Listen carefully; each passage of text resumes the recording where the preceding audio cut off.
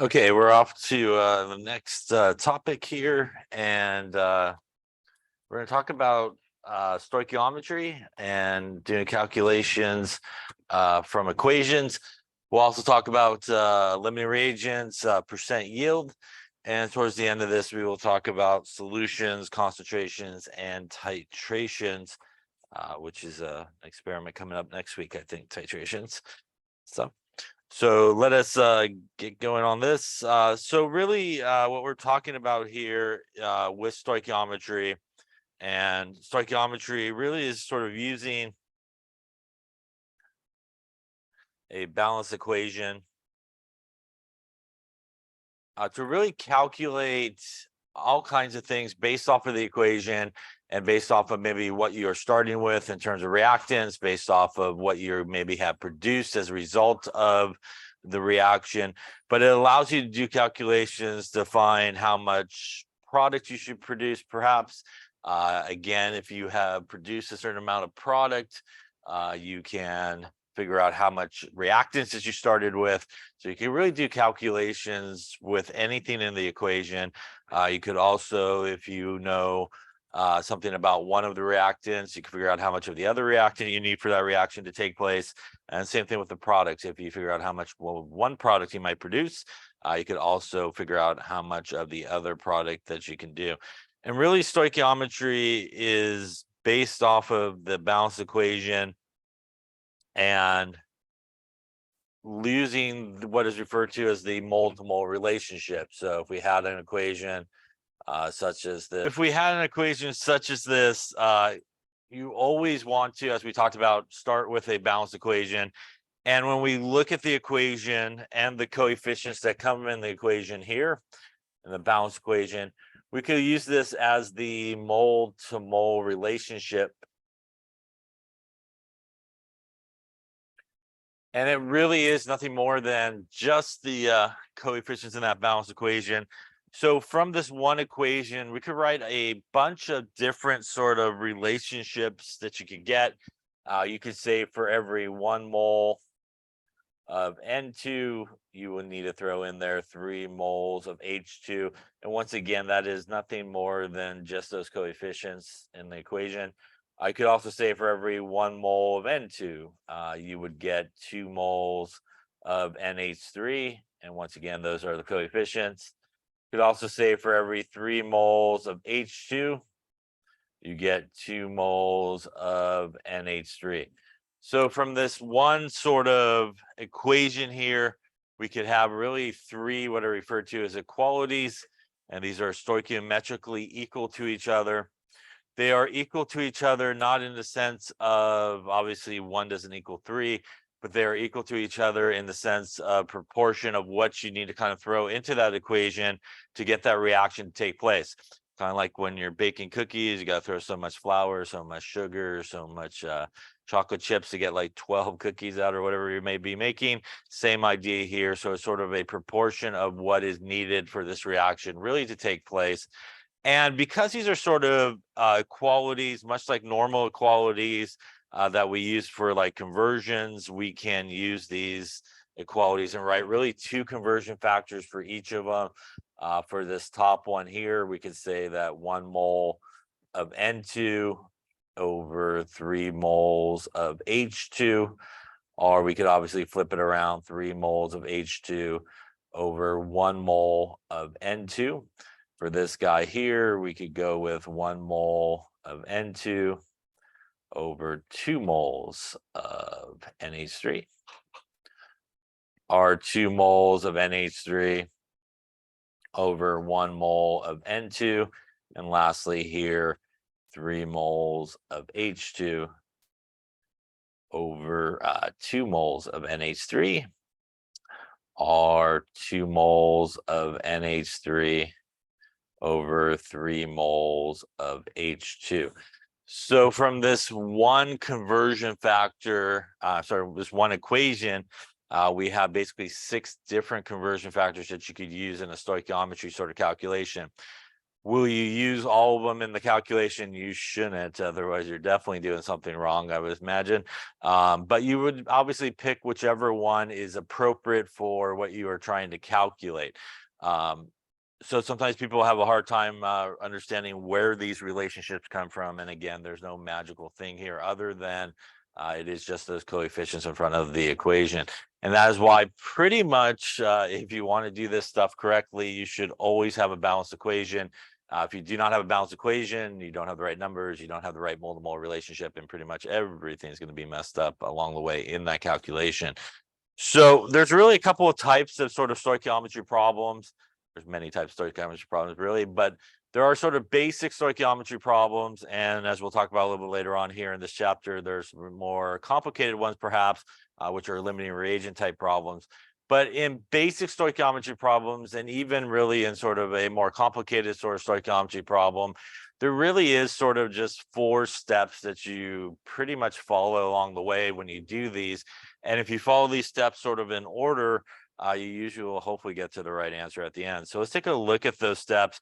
Really, the first step is you need to have a balanced equation. So that is really the most important thing.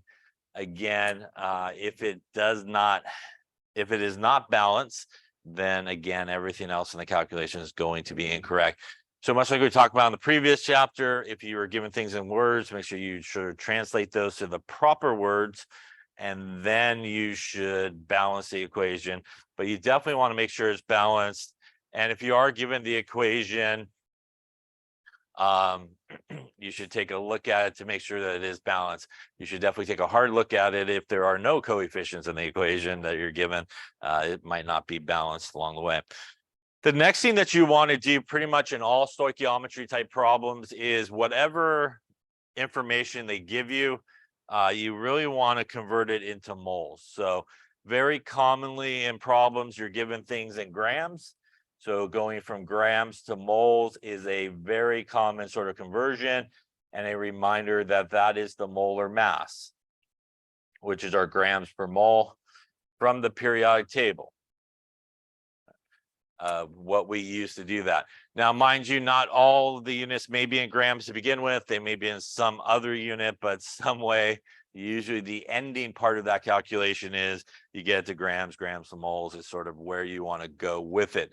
And really the reason that we want to convert it obviously into moles is because the stoichiometry is based off of a mole-to-mole relationship, which means that everything will cancel out correctly. So if you don't have it in the right units, you're going to be in trouble. So that is the next step that you want to do in a basic stoichiometry calculation, is pretty much the big stoichiometry move. You want to go to the balance equation and find the mole-to-mole relationship that you are looking for. So it's pretty simple to sort of identify perhaps what relationship you're looking for. Pretty much the first one is whatever they gave you, and the second one is what you're trying to find, is really the 2 things that you want. You go to the balance equation, you find the coefficients, and then you get that mole-to-mole relationship. The last step in a basic stoichiometry problem is pretty much this. You should be in moles at this point if you've done this calculation correctly. And if you're not in moles at this point, you did not do the calculation correctly. But you will want to take those moles to some other unit. And very commonly, grams is a very common sort of unit that is used. So on the back end, a lot of times in these calculations, once again, the molar mass is something that you would use on the back end. So pretty much most stoichiometry calculations sort of break down to these 4 steps: balanced equation, convert to moles, mole-to-mole relationship, and then convert those moles to some other unit. And again, molar mass on the back end, or it may want some other units. So you may have to do multiple sort of conversions at the end, but a lot of times grams is what we're going for. Any questions on that there?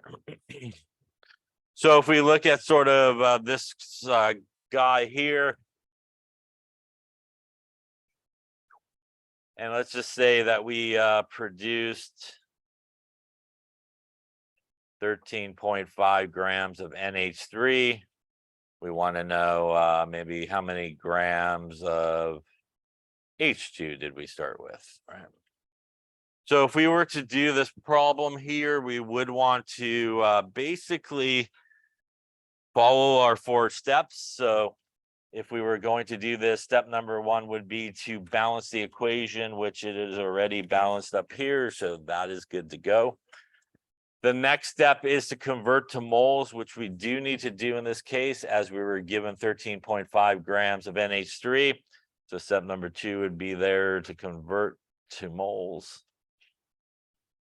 And that would take us 13.5 grams of NH3. We would go to the periodic table and calculate the molar mass of NH3. So that is 1401 plus 3 times 1.008. Going to give us 1703 as the molar mass.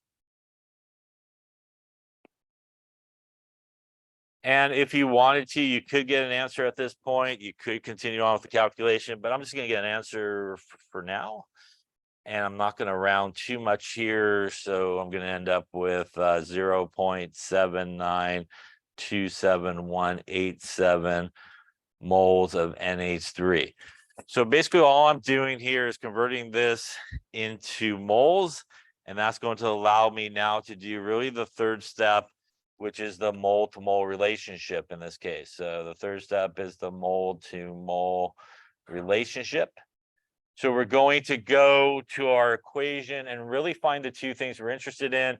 So clearly we were given NH3 and we are looking at H2. Here's where we want to end up. So from that relationship, we can get that 3 moles of H2 gives us 2 moles of NH3. And that gave us our 2 conversion factors that we could use. So if we did that, 0.7927187 moles of NH3. I want to get rid of NH3, which means I do want to actually use the conversion factor here on the left as it is opposite. Doing a little dimensional analysis here. 2 moles of NH3 from the balanced equation gives us 3 moles of H2. That is the big stoichiometry move right there. Don't blink your eyes, you might miss it. And we're going to divide it by 2. We're going to times it by 3. And we're going to get, if you did get an answer at this point, 1.18907 moles of H2. Now, that brings us to really step number 4, which is we do not want moles. If we did want moles, we would be done with the calculation. But in this case, we actually want grams of H2. So it is important to remember that we just did the stoichiometry part, which means we are no longer in NH3, but we do need the molar mass now of H2. So it's important to make sure that you use the molar mass of H2. And that would be 2 times 1.008, 2.016 grams of H2 per mole. The moles will cancel, giving us an answer here of about 2.40. 2.40 grams of H2. So in this reaction here, if we had produced 13.5 grams of NH3, that means we would have had to start with 2.4 grams of H2 to be put in there. And that is step number 4. So if you follow these 4 steps, it should pretty much lead you to the right ending there. Again, balance the equation, convert to moles, mole to mole relationship, and convert those moles to some other unit, and you will be good. Now, in this particular case, I did get an answer after each step, and you don't need to do that. You can do it all, obviously, in one long calculation, which is perfectly fine. If you would rather do it in individual steps like I did here, I would do kind of what I did there, not round too much until the very end there, and make sure you keep a good amount of digits as you go through there along the way. Any questions on that basic stoichiometry sort of problem there? Okay, so why don't you try one here?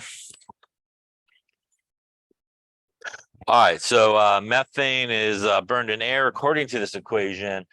If 209 grams of methane, which is the CH3OH, are used, how many grams of water is produced? Let's do both. Let's do water and CO2 produced. So how many grams of each of those will be produced? And in this case, we'll give you some numbers. Case needed: carbon 12.01, oxygen 16, hydrogen 1.008. I think that's everybody. All right, take 3 minutes. Okay, let's take a look here. So again, this is a basic stoichiometry problem. We have 209 grams of methanol. We basically want to know how much of each product it is. We know it's really a basic stoichiometry problem because we're really only given one piece of information. And really the point of stoichiometry, as we talked about, is because you're given a piece of information about something you're really not interested in the equation, you're interested in something else. So that's really where the stoichiometry part comes into play. So here we want to follow really our 4 steps. I do see some coefficients, so I'm just going to believe that it is balanced, but I believe it is balanced here. The next thing that we want to do really is take whatever they gave us and convert it into moles, which we do need to do in this case. So we will need the molar mass of this guy, and molar mass of this guy, right, is basically 1201 plus there's 4 hydrogens at 1.008, and there is 1 oxygen at 16. And that will give us a molar mass here for methanol of 12.01 plus 4 times 1.008 plus a 16, about 3204, if I added that right. Just 3204, go this way. Now, it is really important, and also a place where people screw up the most as well when they're doing this. When you are calculating molar mass, it is based solely on the formula, not the coefficient that's there in the equation, because if you take the coefficient into account there and you take it into account later when you do the stoichiometry part, that's too much in account. Yes, you take it into account too many times at that point. So the molar mass definition is grams per 1 mole, which means you just use the formula regardless of the coefficient that you see in the balanced equation. You always want to calculate molar mass solely based off of the actual formula that it is. So doing that here, we get 209 grams of CH3OH. We're going to use the molar mass as really a conversion factor to get us into moles. And once again, you don't necessarily have to get an answer at this point, but I will.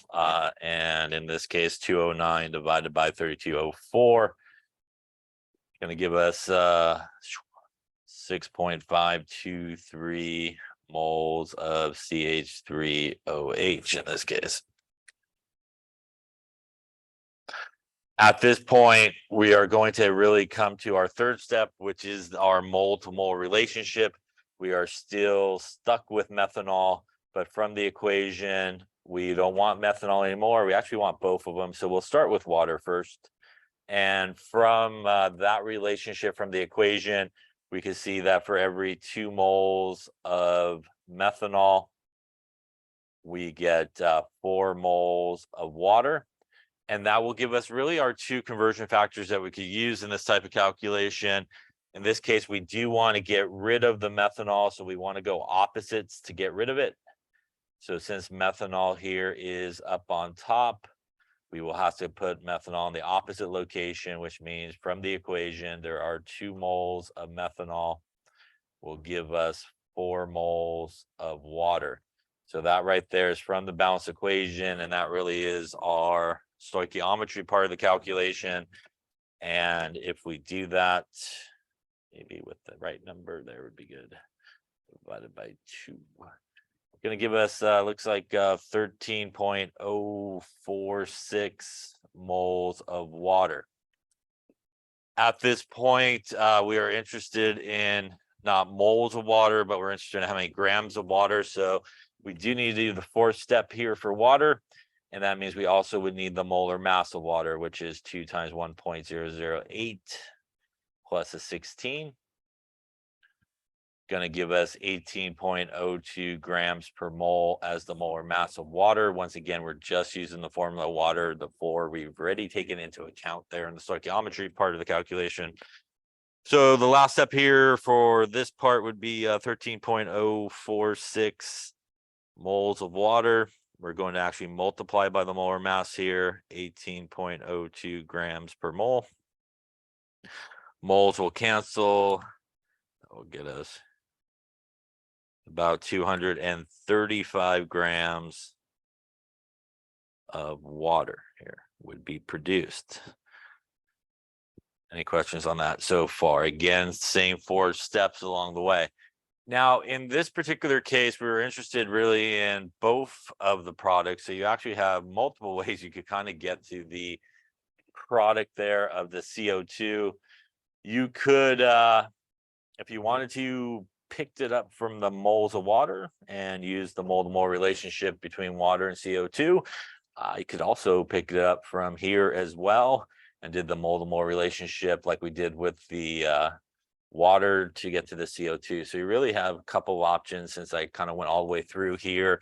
And since I got an answer at each of these steps, I obviously could choose either one. So I'll just back it up here and just kind of do a similar sort of calculation. So we'll do the 3rd step there for our second calculation, 6.523 moles of CH3OH. And once again, since I went back that way, we're going to do 2 moles of the CH3OH. And obviously here it is a 2-to-2 relationship between those two. 2 moles of CO2. That makes the math pretty easy, I think. That is still the same number. There we go. 523 moles of CO2. Once again, here we're interested in the grams of the CO2. So we'll also need the molar mass of CO2. CO2 would be 12.01 grams per mole plus 2 times 16 for the oxygens, going to give us a 44.01 grams per mole for the molar mass of CO2. We will use that as a conversion factor. And again, we're going to multiply by the 44.01 grams of CO2 per mole. The moles will cancel. And that will get us that times 44.01, about 287 grams of CO2 would be produced in this particular case. Any questions on that there?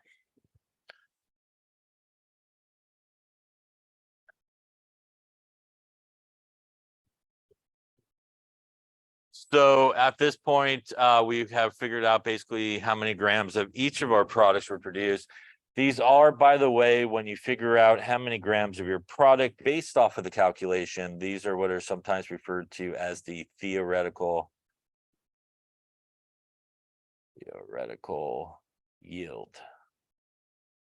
The theoretical yield is a product, how much product you would produce in the calculation, and it is really your maximum amount of product based on the reaction and how much you started with. If everything went perfectly, there's no like side reactions or anything like that, that is how much you should get out in this particular calculation.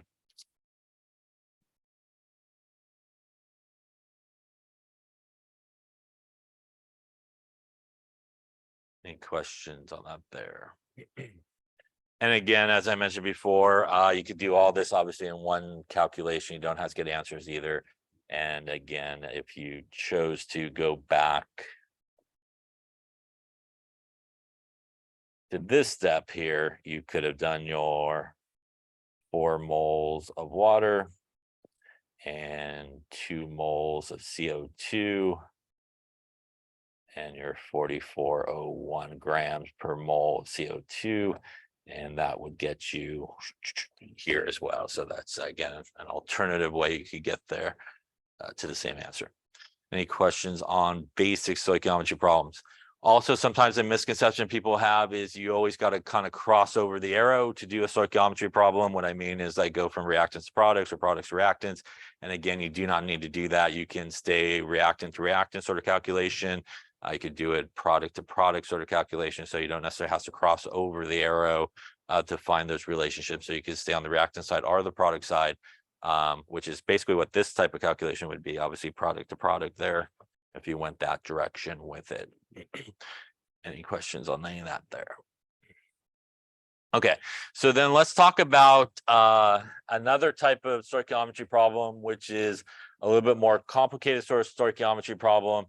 And that is the idea of limiting reagents, or sometimes called limiting reactants. And in pretty much all sort of chemical reactions, not all the reactants get used up basically at the same time. So there's always a reactant that gets used up first, and there's always one that you pretty much have plenty of, and you actually have some left over when the reaction is done. And that is limiting reagent and our excess reagent. So the limiting reagent is the one that gets used up first in a reaction. And the excess reagent, you have plenty of. And you'll still have some left over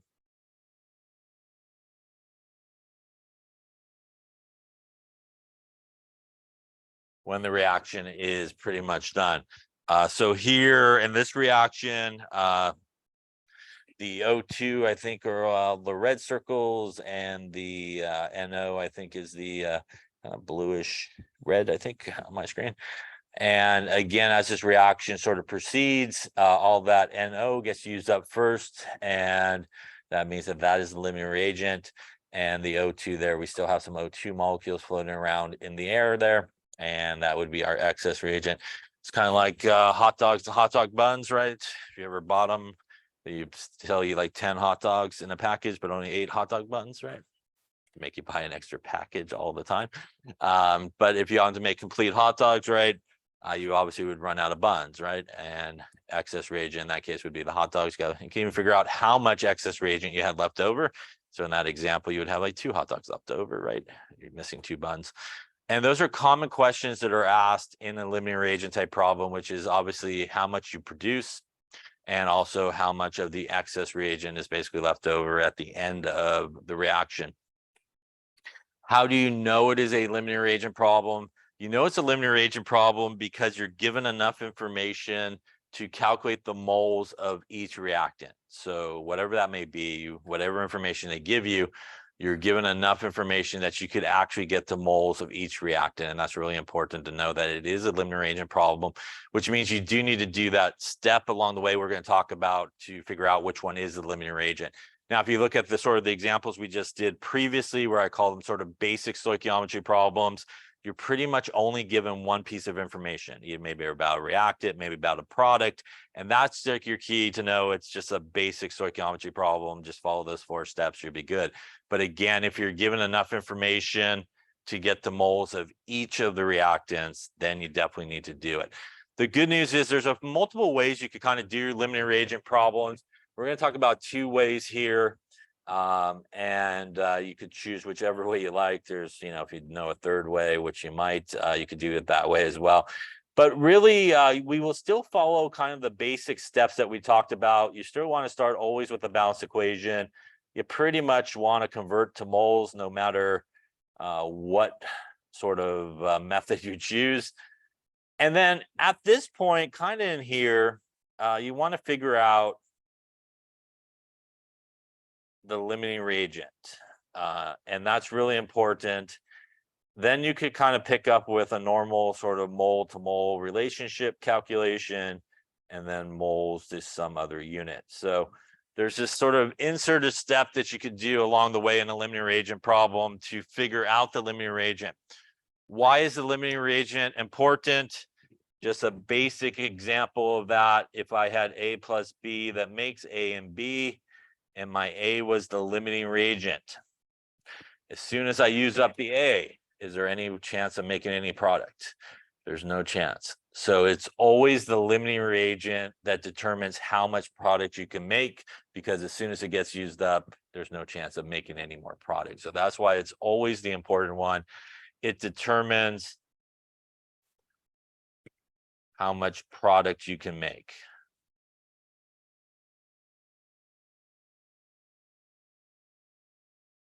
So that is why in these type of problems, we do have to sort of figure out which one is the limiting reagent so that we can figure out how much product we make in this case.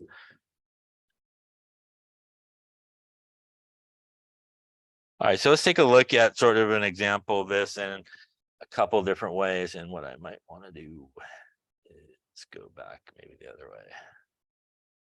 That's what I want. Actually, let's steal this equation, 2NO.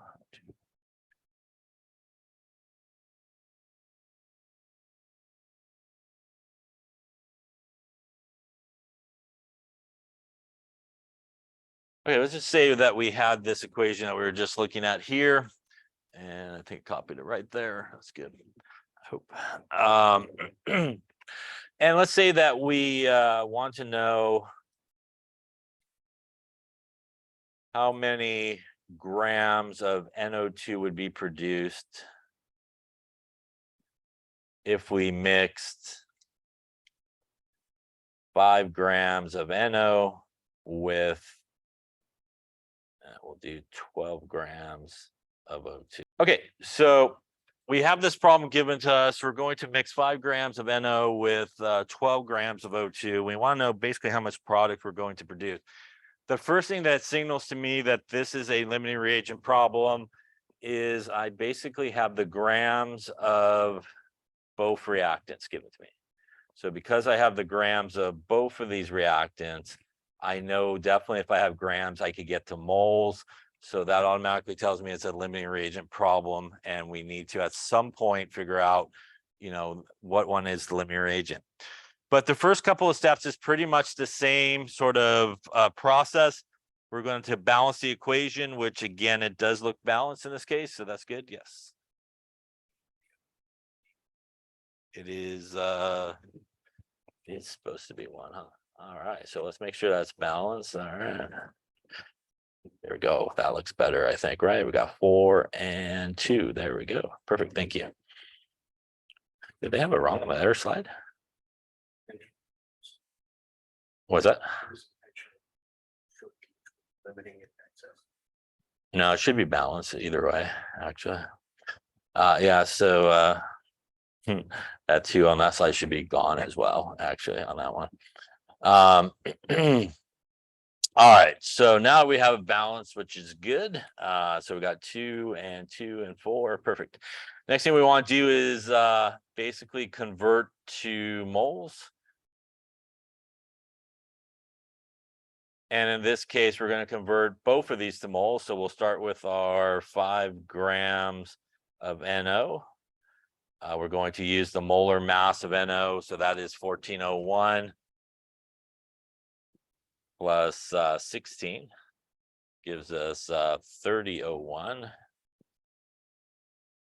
grams per mole of NO. And that gives us 5 divided by 3001. 0.1666 moles of NO.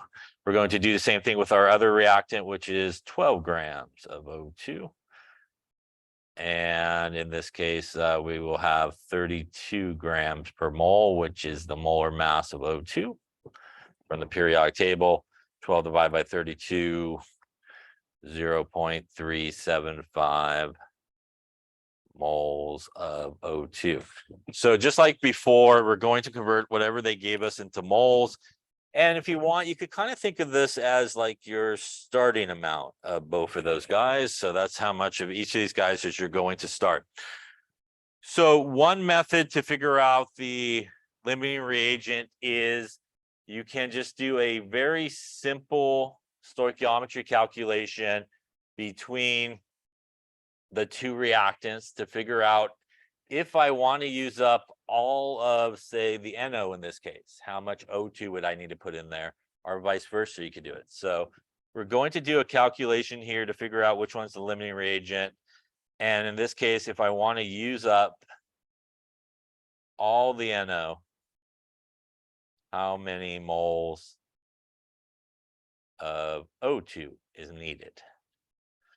So to do that, I would take my moles of NO, which is 0.1666 moles of NO. I'm going to do the mole to mole relationship between my 2 reactants, which means that that is 2 moles of NO and 1 mole of O2. And if I do that, 0.1666 divided by 2 gives me 0.0833. 0.0833 0.33 moles of O2 is needed. So what this calculation is not really figuring out how much product or anything like that. It is just simply figuring out between the two reactants, which one's going to be the limiting reagent. And what we do with this number is this calculation tells us that we need 0.0833 moles of O2. And if we look back and compare to how much we are starting with, which is in this case, the 0.3750 moles of O2, we want to know, do we have enough? So do I have enough of O2? I do have enough in this case. I only need 0.08. I got 0.3. So I do have enough. And because I have enough of it, what that tells me is this guy is going to be our excess reagent. And by default, the other guy would be our limiting reagent. So the nice thing is you just need to figure out one, the other guy should be the other thing. First off, any questions on that calculation? Now I'm going to show you that you can choose either reactant. It doesn't matter. It will give you the same answer in terms of which one's the limiting reagent. You do not need to do both calculations, but you could just choose either one. So if you chose the other reactant, and I'll do that in orange maybe, and we want to know how much to use up the O2, how much NO is needed, it should give us basically the same answer, not necessarily numbers, but should give us the same answer in terms of which one is limiting. So if we were going to do the opposite calculation, 0.3750 moles of O2 using the same mole to mole relationship, obviously flipped around from the equation, we would see that if we wanted to use up all of our O2 in this case, we would need 0.75 moles of NO. And if I compared that to the amount of NO I'm starting with, I could see I do not have enough, right? I would need 0.7. I only have 0.16, so I do not have enough. That means that in this case, it gives us the same sort of answer that the NO in this case is the limiting reagent. So you can choose either reactant to do that little calculation. And if you compare it to the starting amount and you have enough of it, then that is the excess reagent. The other guy would be the limiting. If you compare it to the starting amount and you do not have enough, then that guy would be your limiting reagent and the other one would be your excess reagent. Any question on that calculation? Now, once you determine the one that's your limiting reagent, you want to always use the starting amount of your limiting reagent to basically do the actual calculation. So now that I did that calculation, and again, you don't have to do both of them, you can just do one of them. And I determined that it is the NO in this case, that is the limiting reagent. I could then continue on with my third step, which is the mole to mole relationship between my limiting reagent and my product in this case. And in this case, between my limiting reagent and my product, it is a 2-to-2 relationship, which is a 1-to-1, but 2-to-2 relation. 2 moles of NO2 gives us 2 moles of NO, giving us 0.1666 moles of NO2. And finally here, if I want to know how many grams that would be, I would need the molar mass of NO2, which is 1401 plus 32, 4601.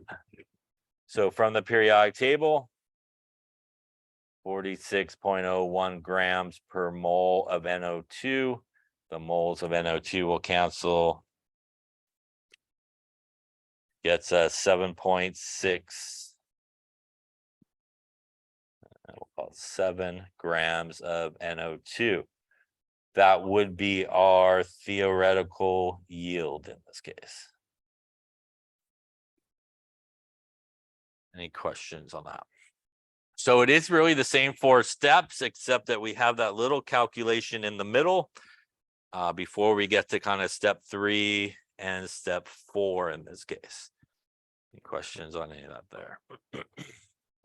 Now, we could also figure out in this type of calculation how much of the excess reagent would be left over in this process.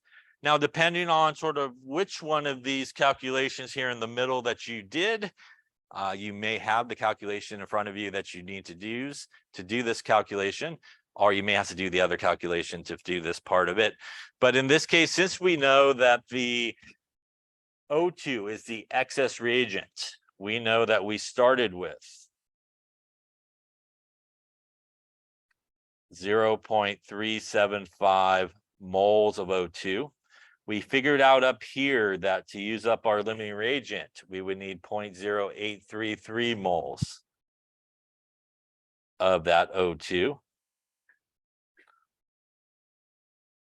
So that is needed. That guy is what we are starting with.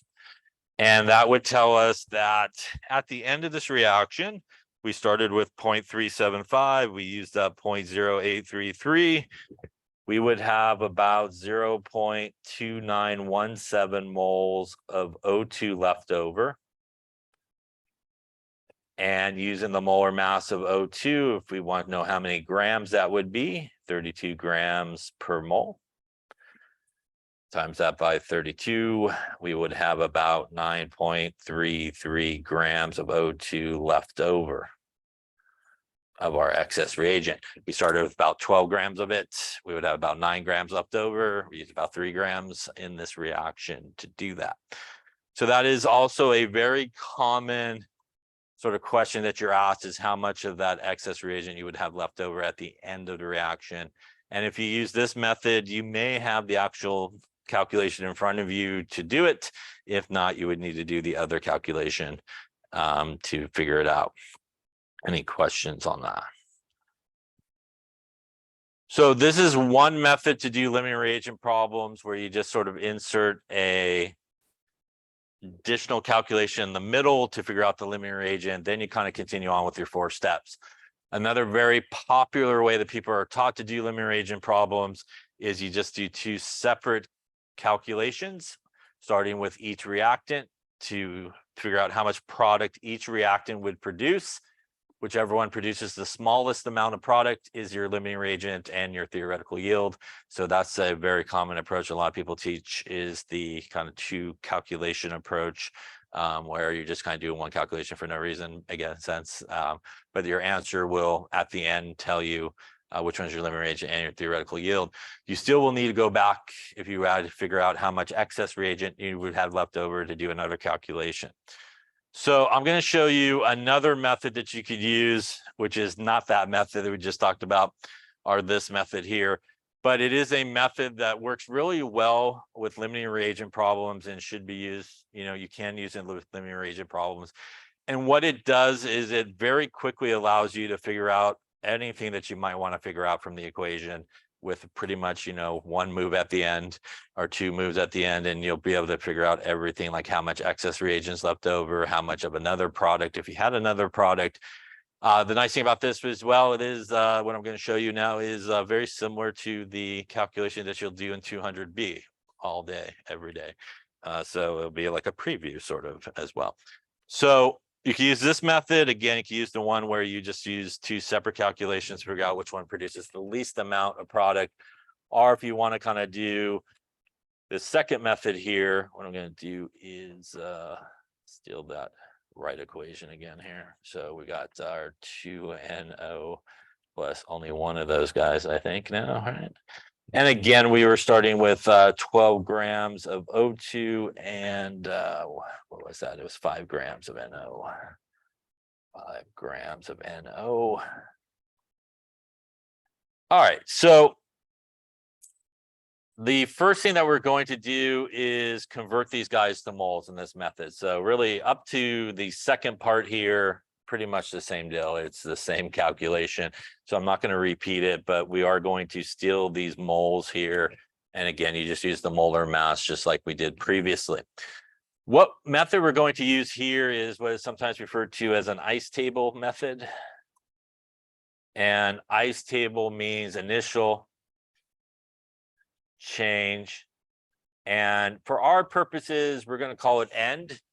When you go to 200B, it's equilibrium, basically, is what you will use there. Now, we do represent the change with an X. So X represents the change part that's going on. And in this method, you can, like I said, kind of very quickly get to all answers that you may be looking for. So what you would do is actually just start with your equation here.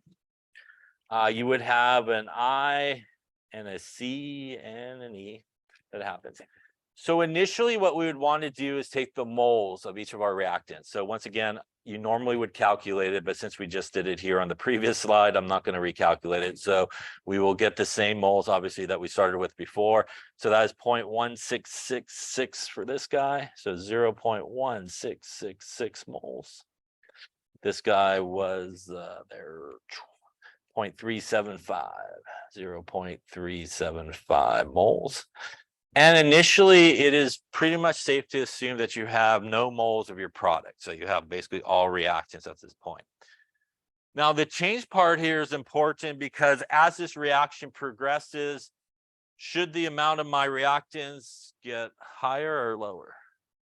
They should go lower, right? Because they are needed to make my products, which means my products should start to get increasing, right? And we represent that in these ICE tables as minuses and pluses. So in this case, since the reaction is going to the right there, we're going to have minuses on the left-hand side, which are reactants, like we're subtracting, we're losing reactants, and we will have pluses on our product side, which is like we are gaining products. And we are going to represent the change with the letter X, is mostly what we use. Now, this is going to be minus 2x, and this is also really important because the 2 is the mole to mole relationship. If you do not use the coefficient with your x, you did not do the mole to mole relationship, and your answer will be wrong. So that is why it's important. You got to make sure you use the 2 here. Minus 2x helps do the right mole to mole relationship in this sort of process, so everything comes out correctly. The coefficient here in front of the O2 is 1, so that would just be minus x in this case. The coefficient in front of the NO2 is 2. This will now be plus 2x. So x representing the change, the numbers in front of the x's are the coefficients in the equation, which represents really the mole to mole relationship. It keeps all the stoichiometry working correctly. Any questions on that so far? All right, so what we're going to do here is at the end, we're just going to bring everybody down. And I'm going to get rid of the moles so it doesn't get so crowded here. So 1.66 minus 2x, 0.375 minus x, and this is 2x. Now, at this point, we still need to kind of figure out which one is the limiting reagent. And to figure out which one's the limiting reagent, what we're going to do is set each of these reactants equal to 0. And this is to find the limiting reagent. So we're going to set each of those equal to 0 and basically solve for x. So if I do the top one here on the left, that would be 0.1666 minus 2x equals 0. Basically, that's 2x equals 0.166. That means that x is equal to, if I divide the 2 over, pretty straightforward, 0.833, and these are moles. I'm going to set this guy equal to 0, which is 0.375 minus x equals 0. That means x is equal to 0.3750 moles. So basically, just going to set it to equal and solve for x, which is, you could probably do it in your head most of the time, but it's a pretty quick calculation that you could do. Now, what we're looking for is the smallest number will be your limiting reagent. So in this case, this x value here is our smallest number. So that is your limiting reagent. So as we determined in our previous calculation, and we determined here, the NO is our limiting reagent, and by default, the O2 would be our excess reagent. Any questions on that there so far? All right, so now we determine our limiting reagent. What do we do with it? Well, we now have an X value, and we pretty much don't need this number anymore because that's not the right number. The beauty of sort of this method is that X value that we just got right here is this X value. It's that X value. It's that X value. Is pretty much all the X values in the table, which means, all right, the original question was how much NO2 did I produce? So I could go to my table here at the end, and I see that at the end, the moles of NO2 equals 2 times X, which means that is 2 times 0.0833 moles of NO2. Gives me my 2 times 0.0833, 0.1666 moles of NO2. I could use my molar mass that I calculated. So I'm just going to cheat and steal it from the previous slide, which was 4601. So I'm going to take that 0.1666 moles of NO2 times my 4601. Obviously, you would have to go to periodic table to calculate if you didn't have the last slide to cheat off of. 4601. Going to give me my 7.67 grams of NO2 that I produced. Now, the added benefit of this is obviously I was able to figure out how much product I produced. If I had another product, I could do the same thing, just put the X value into that guy. If I had 3 products, I could do that as well. The nice thing is that the other thing that we calculated was how much of that excess reagent should be left over. So now I could just go back to my table, and I know that my leftover excess reagent should be 0.375 minus my X value, which gives me 3.750 minus my 0.0833 moles of O2, giving me my leftover, like we calculated previously, of 0.2917 moles of O2. Using our molar mass, again, from the periodic table for O2, which would be 32. Gives me my 9.33 grams of O2 is left over. Clearly, if I put my X back here in my limiting reagent, it should be pretty much 0. It might not be perfect with rounding, but it should be pretty much 0 at that point. So this method, as you can see, might be a very quick method, and it can get you to pretty much any question that's asked in a limiting reagent problem. How much of any product, how much excess reagent is left over, really, really quickly, kind of a straightforward find X and lowest X equals the limiting reagent. Any questions on that approach? So we've now talked about 3 different ways that you could do these. Like I said, there's multiple ways you could do it. I don't really care which way you do it, as long as you do it a legitimate way. So again, if you learned it earlier in a different way and you like that way, you could continue to do it that way. It's all good. Everybody should get you the same answer if it is a legitimate approach. Any questions on any of those there? All right, then why don't you try one now? All right, calculate the mass. So the grams of aluminum oxide formed with 124 grams of aluminum mixes with 601 grams of iron 3 oxide. So aluminum here, 2698, iron 5585, and we got oxygen 16. How you're doing. So once again, when we look at this, we're taking 124 grams of aluminum. We're reacting with 601 grams of iron 3 oxide. So that is the starting amounts of both reactants. I definitely could get into moles of each of those things. So that automatically should trigger. This is a limiting reagent type problem. So it's not a basic stoichiometry problem. Again, you could get to the moles of each of those things. We can, no matter pretty much which approach you're going to take, they're all pretty much the same to begin with. We want to make sure we have the balanced equation. Unlike last time, it looks like I think we do in this case, hopefully have the balanced equation. So that's good. We really want to convert to moles, no matter which sort of approach you take. So that's the next thing we're going to do. So I'm going to take the 124 grams of aluminum using the molar mass of aluminum from the periodic table. We're going to convert that into moles of aluminum. We're going to do the same thing for our iron 3 oxide there. And using the molar mass from the periodic table, I believe you will end up with 159.7 grams per mole of our iron 3 oxide.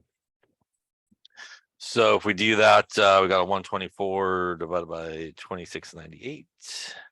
Going to give us 4.596 moles of aluminum, and 601 divided by 159.7 going to give us 3.763 moles of our iron 3 oxide. Any questions so far? All right, so I'm going to do the ice table approach to show it to you again so you can see it. So I'm going to take my equation.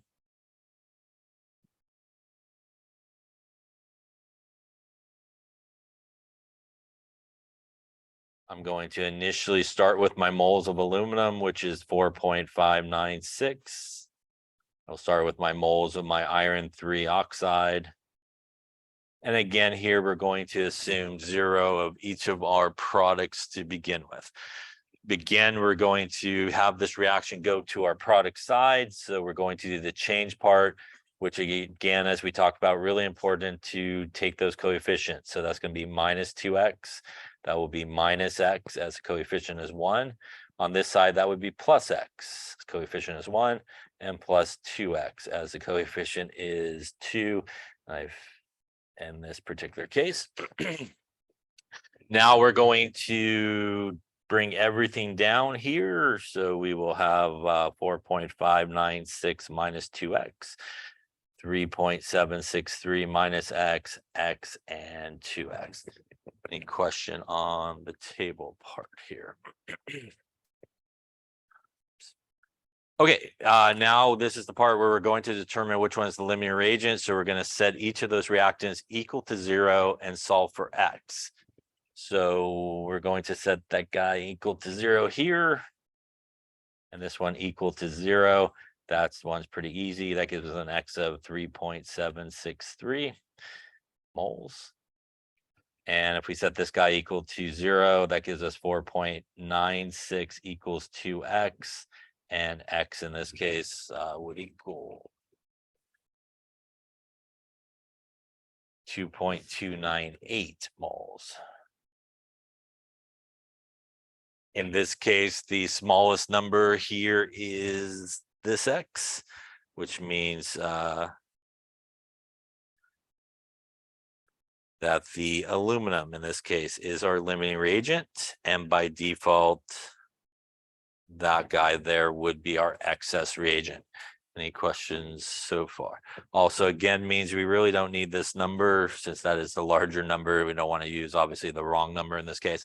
Once again, that x value that we got is every single x value that we see here in the table is the same x value. So to answer the question that was asked, which is in this case, how much of our aluminum oxide is formed, you can go to the top here. The moles of aluminum oxide equals x from our table. And that means that x would equal 2.298 moles of aluminum oxide. And now we can use our molar mass from the periodic table for aluminum oxide to figure out how much product that would be. So aluminum 2 times 2698 plus 3 times 16, 101.96 or 102. We'll go with 101.96 grams per mole. And 2.298 means that we will produce here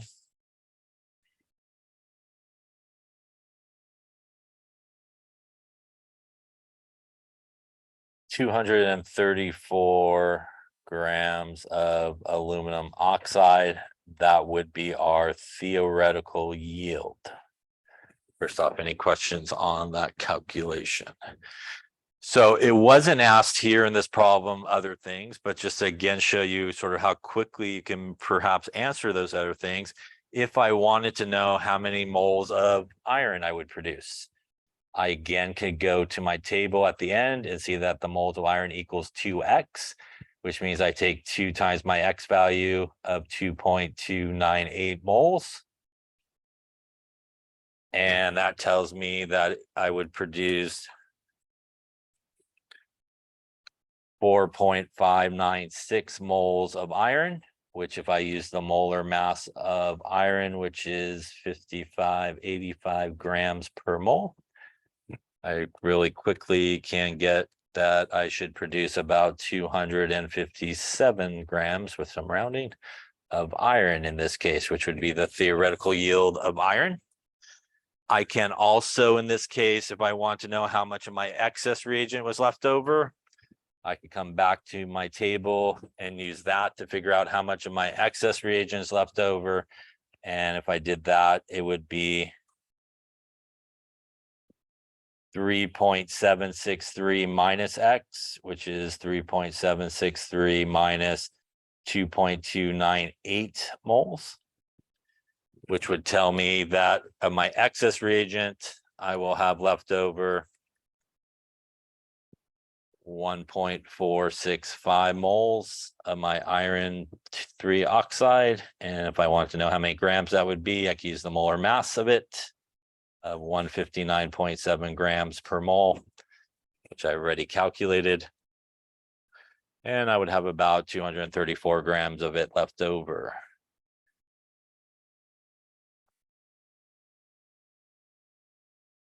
And I started with about 600 grams of it. So you can see in this case, you can very quickly get to pretty much any question that might be asked of you. It's all kind of right there, set together, and it's a very sort of quick way to do it. Now, again, if you use sort of the other methods, you should get pretty much the same answer if you want to. Any questions on that there? Okay. So again, here is sort of the other method. I'll just scroll across the screen in case you want to kind of see it. You can.